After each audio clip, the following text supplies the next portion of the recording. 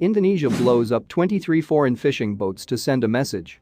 Indonesian authorities on Tuesday blew up 23 foreign vessels that were detained for fishing illegally in the country's waters amid growing tensions in the regional maritime domain.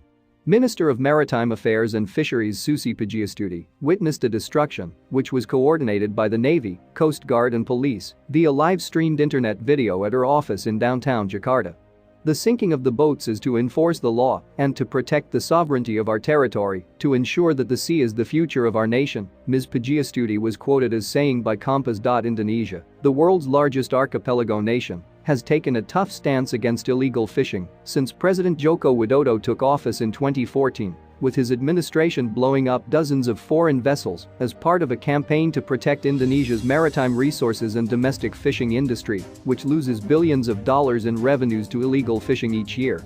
He has also pledged to transform Indonesia into a maritime power and, over the past 2 years, orchestrated a much-publicized sinking of 3 empty Vietnamese vessels, as well as a 300 gross ton Chinese vessel, among others.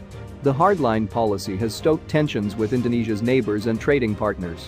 Jakarta lodged a furious protest to Beijing late last month after the Chinese Coast Guard intervened as Indonesian patrol ships tried to detain a fishing vessel near islands in the South China Sea.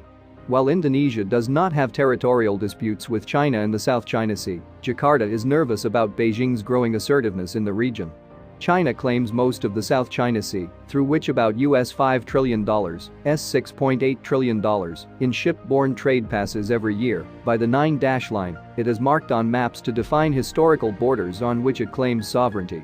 Brunei, Malaysia, the Philippines and Vietnam also claim parts, as does Taiwan.Indonesia is not embroiled in rival claims with China over the waterway, but has raised concerns over China's inclusion of the resource-rich Natuna Islands in its so-called 9-dash line. The last few weeks, Chinese fishing vessels have been reported intruding into what Vietnam and Malaysia consider to be their territorial waters, with Hanoi announcing on Monday that they have seized a Chinese vessel carrying diesel fuel in the Gulf of TonkinKuala Lumpur, also summoned the Chinese ambassador last Friday to register its concerns over what the government said was an encroachment by around 100 Chinese flagged boats into the country's waters in the South China Sea. Late last month, Ms. Colin Willett, a deputy assistant secretary in the U.S. Department of State's East Asia and Pacific Bureau, told Southeast Asian journalists that Washington finds it disturbing that maritime disputes between China and Southeast Asian countries have escalated over Chinese fishing vessels accused of straying into regional waters.